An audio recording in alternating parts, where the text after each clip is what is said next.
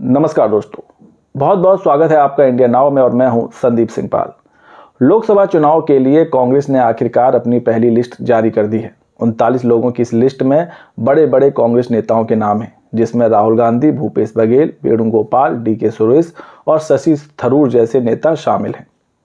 राहुल गांधी एक बार फिर से केरल की वायनाड सीट से चुनाव लड़ने जा रहे हैं, लेकिन उनके इस सीट से चुनाव लड़ने के ऐलान के बाद से इंडिया गठबंधन में फूट पड़ गई है।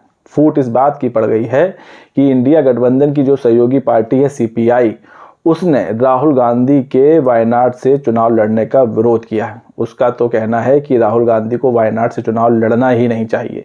अगर वो ऐसा करते हैं तो ये इंडिया अलायंस के लिए सही नहीं होगा और पूरे देश में इसका गलत मैसेज जाएगा। इसके पीछे जो सीपीआई ने वजह बताई है वो भी काफ़ी हद तक लाजमी है। वजह यह है कि जिस सीट से राहुल गांधी चुनाव मैदान में कूद रहे हैं, वायनाड की सीट से, वहाँ बीजेपी का कोई दबदबा नहीं है। और जो 2019 में चुनाव हुए थे उसमें राहुल गांधी ने सीट से बम्पर जीत हासिल की थी और करीब 4 लाख से ज़्यादा वोटों से जीते थे। और उनके सामने जो प्रतिद्वंदी पार्टी थी वो थी सीपीआई। लेकिन इस बार सीपीआई इंडिया अलायंस का हिस्सा है और सीपीआई के जो नेता हैं टी राजा, उनकी पत्नी एनी राजा इस बार चुनावी मैदान में है। उनका मुकाबला कांग्रेस से होने जा रहा है। तो उसका कहना है कि जब राहुल गांधी शुरुआत से ये कहते आए हैं कि उनकी लड़ाई बीजेपी से है, तो वायनाड के चुनावी मैदान में उतरकर क्या जताना चाहते हैं कि वो सीपीआई के खिलाफ लड़ने जा रहे हैं, जबकि सीपीआई उनकी सहयोगी पार्टी है।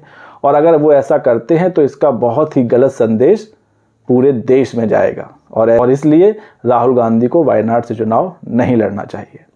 लेकिन कांग्रेस ने एक बार फिर से राहुल गांधी को वायनाड से लड़ा दिया। इसके पीछे की वजह भी बताते हैं, क्योंकि वायनाड जो सीट है वो राहुल गांधी के लिए एकदम सुरक्षित और सेफ सीट है। यहाँ उनका बम्पर जनाधार है और पिछली बार 4 लाख से ज़्यादा वोटों से वो जीते थे और जो उनके प्रतिद्वंदी प्रत्याशी थे उनको करीब 2 लाख वोट मिले थे और राहुल गांधी को 4 लाख से ज़्यादा वोट मिले थे। तो ऐसे में कांग्रेस कोई रिस्क लेना नहीं चाहती है। कांग्रेस चाहती है कि राहुल गांधी एक बार फिर से वायनाड से चुनाव लड़ें और बम्पर जीत हासिल करें।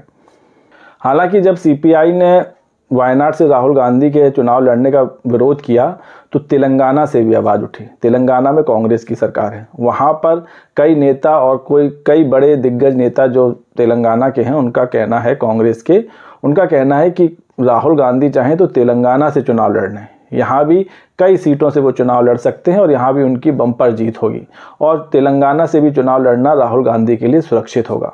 लेकिन राहुल गांधी दरअसल मोदी की ट्रैक पर चल रहे हैं। जिस तरह मोदी लगातार 3 सालों से काशी की सीट पर चुनाव लड़ रहे हैं, उसी तरह राहुल गांधी ने भी वायनाड को पकड़ लिया है। वायनाड में उनकी फ़ैन फॉलोइंग बहुत ज़्यादा है और वायनाड की जनता से भी वो काफ़ी घुले मिले हुए हैं। तो इसलिए वो एक और मैसेज देना चाहते हैं, एक बार फिर 2024 की लोकसभा में बम्पर जीत का, जिसमें वोटों की जीत का अंतर इतना हो कि सुनने और देखने वाले देखते रह जाएं। इस बार कांग्रेस का लक्ष्य 5 लाख से ज़्यादा वोटों से जीत का है, लेकिन सीपीआई ने इसका खुला विरोध कर दिया है और उसका कहना है कि अगर राहुल गांधी यहाँ से उतरते हैं तो ये इंडिया अलायंस के लिए बिल्कुल भी ठीक नहीं होगा, क्योंकि राहुल गांधी की लड़ाई बीजेपी से है, ना कि सीपीआई से है। राहुल का वायनाड से चुनाव लड़ना इंडिया गठबंधन में फूट भी डाल सकता है।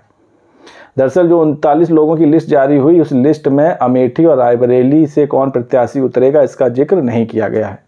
अब जब ये कांग्रेस की लिस्ट जारी हुई और बीजेपी को पता चला कि राहुल एक बार फिर से वायनाड से चुनाव लड़ रहे हैं, तो जो अमेठी से बीजेपी की प्रत्याशी हैं और केंद्रीय मंत्री हैं स्मृति ईरानी, उन्होंने कांग्रेस को आड़े हाथ ले लिया।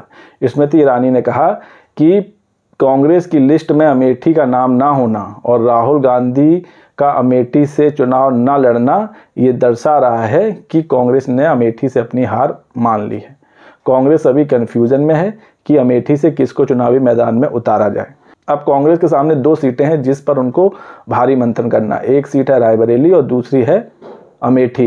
रायबरेली की सीट इसलिए खाली हो गई है क्योंकि सोनिया गांधी राज्यसभा चली गई हैं।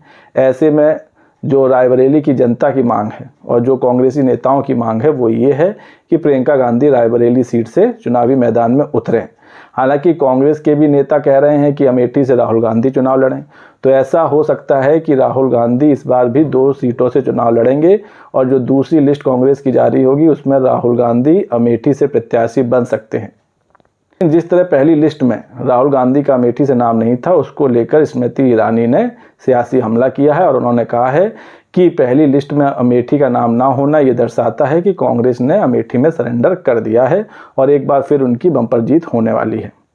लेकिन इंडिया गठबंधन की सहयोगी पार्टी का राहुल गांधी के वायनाड से विरोध करना, इसके क्या परिणाम निकल के सामने आएंगे ये देखने वाली बात होगी। क्या राहुल गांधी इंडिया अलायंस की ही सहयोगी पार्टी सीपीआई के खिलाफ चुनावी मैदान में कूदेंगे? क्या अपने ही गठबंधन के साथी के खिलाफ भारी जीत दर्ज करेंगे? इससे हासिल क्या होगा? राहुल गांधी चुनाव तो जीत ही जाएंगे, लेकिन सीपीआई जो सीट को आसानी से जीत सकती है अगर राहुल गांधी वहां से खड़े नहीं होते हैं और राहुल गांधी तेलंगाना की किसी और सीट या साउथ के किसी और सीट से खड़े होते हैं, तो इंडिया गठबंधन के खाते में 2 सीटें आ सकती हैं। एक सीपीआई वायनाड से जीती जाएगी और दूसरी जहां से राहुल खड़े होंगे वहां से। लेकिन राहुल गांधी वायनाड से चुनाव लड़ने की जिद पर अड़े हैं और कांग्रेस वाले भी यही चाहते हैं कि वो सुरक्षित सीट से लड़ें। तो ऐसे में देखना होगा कि वायनाड की जंग तो एक तरफा होने वाली है, राहुल गांधी जीतने वाले हैं, लेकिन राहुल गांधी के वायनाड से चुनाव लड़ने का संदेश क्या जाएगा ये देखने वाली बात होगी। तो दोस्तों, वीडियो पर आपकी क्या राय है कमेंट्स करके बताइए और वीडियो पसंद आया हो तो चैनल को लाइक और सब्सक्राइब करना ना भूलिए। तब तक के लिए नमस्कार।